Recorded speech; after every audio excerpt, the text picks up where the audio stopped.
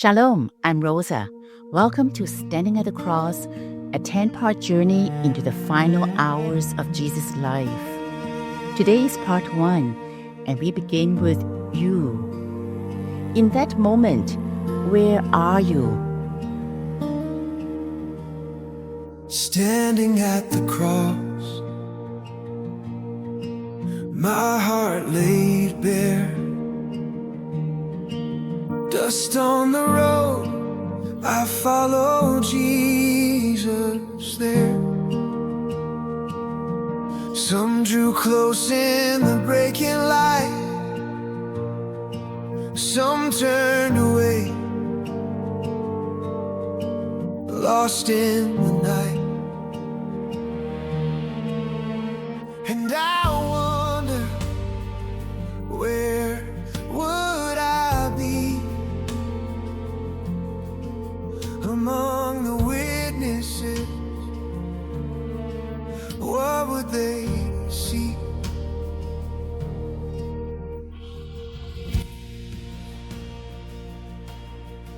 Have you ever wondered where you would have stood on that day Jesus died on the cross?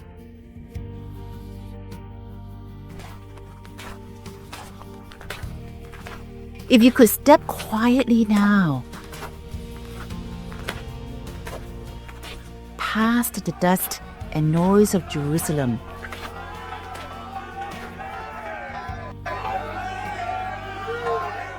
past the shouts of the crowd and Roman soldiers,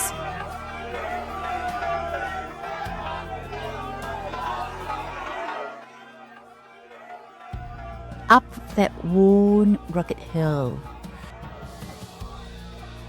until you reach the place called the skull, Golgotha.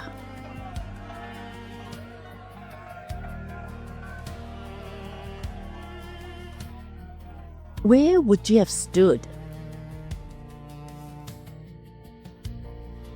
Present or absent? Near or distant?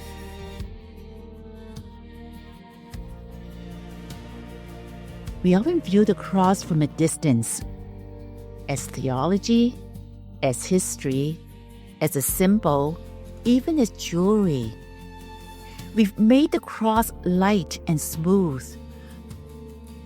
But on that day, the cross was raw, human, flesh and blood, dust and darkness. Real people were there, with names, stories,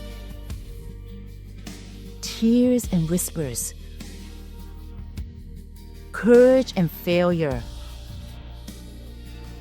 hopes and fears just like ours.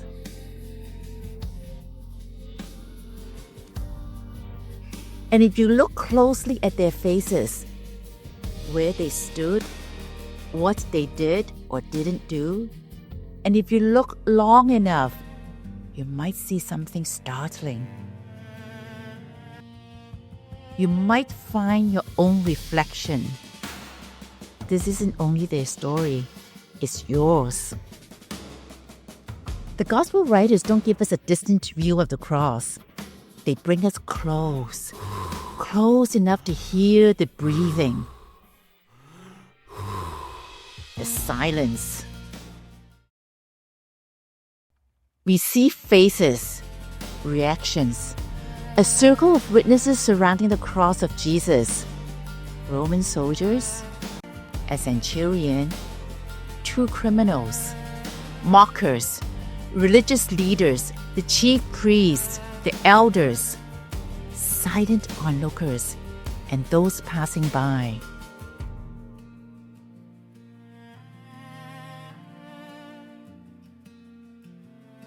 And then, Jesus' circle of love, his mother Mary, John, and the devoted women who remained to the end.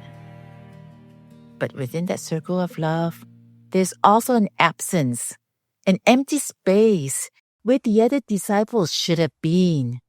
Their absence speaks. Their flight becomes a quiet, haunting question in our hearts. Are we one of them?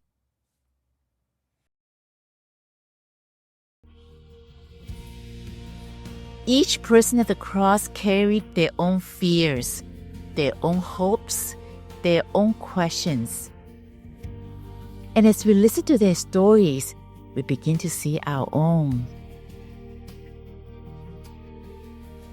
Some fled in fear, some drew near in devotion, some in hostility or mere duty. Some were confused or on the brink of awakening. Some were in desperate need of mercy. Some doubted, and some, trembling, dared to stay close to the cross. Which one would you be?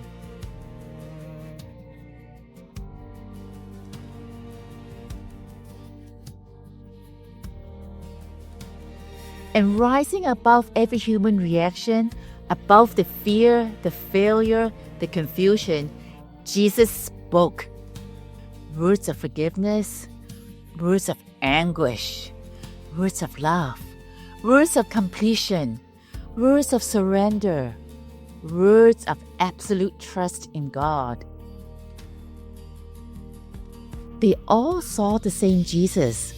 They all saw the same suffering. They all heard the same words, but each responded differently. The cross revealed their hearts.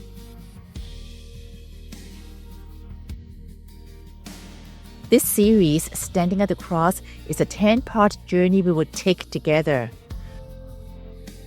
For the next 10 days, we will climb the hill of Golgotha.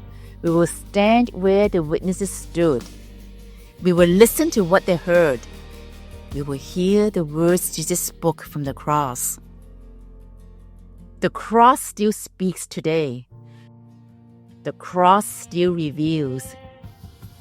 We're not just looking at the cross, we're stepping into the moment to discover our place among those who stood near Jesus in these final hours. The cross is not just a historical event to remember.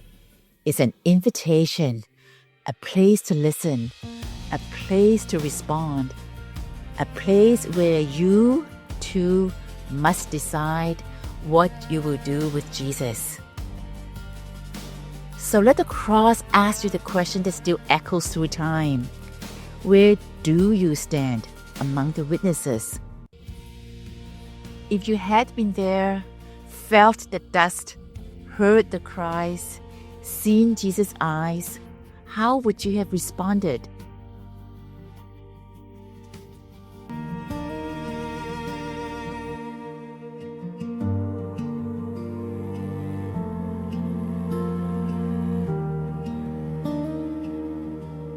Standing at the cross,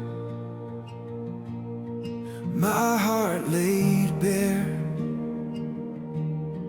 dust on the road, I follow Jesus there. Some drew close in the breaking light, some turned away, lost in the night. And I wonder, where would I be among the witnesses? What would they see? Standing at the cross, standing at the cross.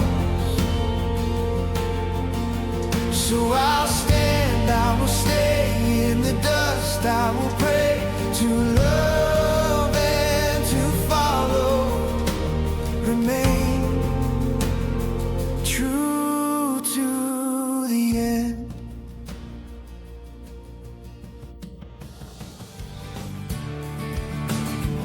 Shalom, I'm Rosa. May the cross of Jesus draw you near. May His love steady your steps. And may His peace guard your heart. See you tomorrow in part 2.